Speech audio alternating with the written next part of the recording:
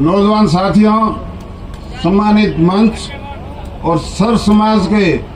जितने भी लोग इस पंडाल में उपस्थित हैं, उन सबका आभार व्यक्त करते हुए मैं जो प्रतिनिधि मंडल के मार्फत जिला कलेक्टर साहब और जिला एसपी साहब से जो बात हुई, वो मुद्दे हमारे प्रतिनिधि मंडल ने जो यहाँ से गए थे, सांग सिंह जी साहब, हनुमान सिंह जी साहब और स्वरूप सिंह जी वकील, जोगेंद्र सिंह जी, हीर सिंह जी,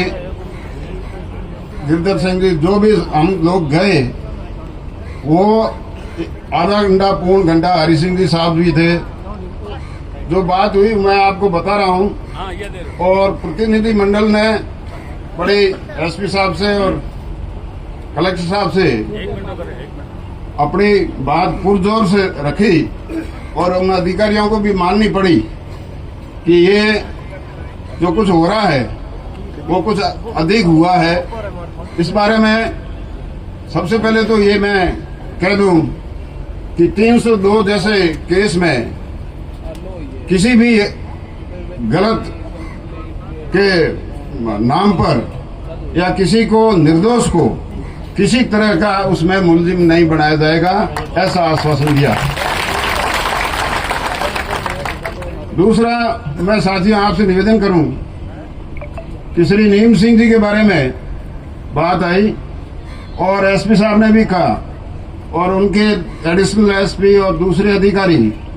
कलेक्टर साहब और एडीएम साहब सबने ही कहा कि यह अच्छा और पुलिस के प्रति समर्पित व्यक्ति है और इनके जो काम किए हुए हैं निश्चित रूप से इनकी 7 दिन के अंदर हम इंक्वायरी करके और इनको बहाल करते हुए पोस्टिंग देंगे। तीसरी बात रही हमारे पुष्पेंद्र सिंह जी आडा साहब की, तो प्रशासन ने ये कहा कि ये सोशल मीडिया का मामला है और अखबार वाले वगैरह जो गलत लिखित में दे रहे हैं कि हमने उनको एपीओ करने का किसी तरह से गवर्नमेंट को कोई चिट्ठी नहीं दी है, तो चिट्ठी नहीं देने के कारण उनको एपीओ नहीं किया जा सकता। कलेक्टर साहब ने और एसपी साहब ने ये भी कह दिया कि अपना वार्ता तो आपसे कर रहे हैं, मगर आधे घंटे बाद में मेरा या एसपी के सस्पेंशन का भी कागज आ सकता है। इसमें हम कोई गारंटी लें ऐसी बात नहीं है, मगर आडा साहब के बारे में ये कहा कि जब तक हम कोई लिखित में ही नहीं भेजेंगे तो कार्रवाई क्या होगी। इसलिए वो एपीओ का मामला भी बिल्कुल और ठंडे बस्ते में। अब एक चीज बहुत अच्छी आई है और एसपी साहब ने भी कहा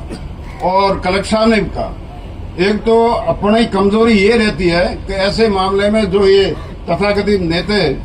लोग हमारा शोषण कर रहे हैं, उनके विरुद्ध आपने लिखित में किसी तरह के कोई परिवाद नहीं दिए है, तो हम जांच किसकी करें। अब आपसे निवेदन है, कई लोग अभी अपनी पीड़ा बता रहे थे, तो कोई न कोई सबूत लेकर हमको अपनी बात परिवाद के रूप में ठोस रूप से पेश करनी चाहिए। ऐसा हमारा प्रतिनिधि मंडल का भी निर्णय है, ताकि अगर आपको किसी तरह से नाजायज कोई परेशान करे तो उनके विरुद्ध भी कार्रवाई की जा सकती है। और सबसे बड़ी बात निकल के ये आई कि जिस लोगों ने झूठे प्रकरण दर्ज कराए और जिस प्रकार झूठे मुकदमाओं के बाद में एफआईआर लग गई है, तो उन एफआईआर लगे हुए मुकदमाओं की पूरी हम इंक्वायरी करके और उनके खिलाफ जिन्होंने झूठे दिए, चाहे एट्रोसिटी का, ST/SC का एक्ट का मामला हो, चाहे दूसरे भी हो, तो हम उस झूठे मामला में 182 की कार्रवाई करके उनको दंडित कराएंगे।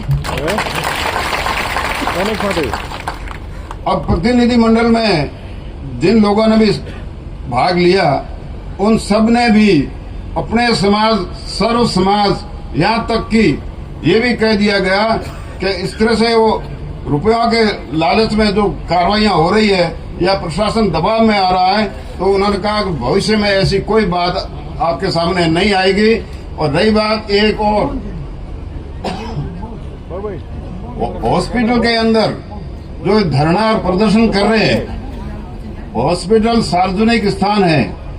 अगर इन्होंने 4 दिन पहले भी कोई ऐसा गलत किया है तो उसकी एक तो FIR देनी चाहिए। तो अब SP साहब ने कहा कि मैं कार्रवाई करूंगा, और भविष्य में भी अगर इस तरह से कोई हॉस्पिटल में जाकर करेगा तो उसके खिलाफ लिखित में आप दे देना, हम कार्रवाई करके उनको बंद करेंगे। ये सब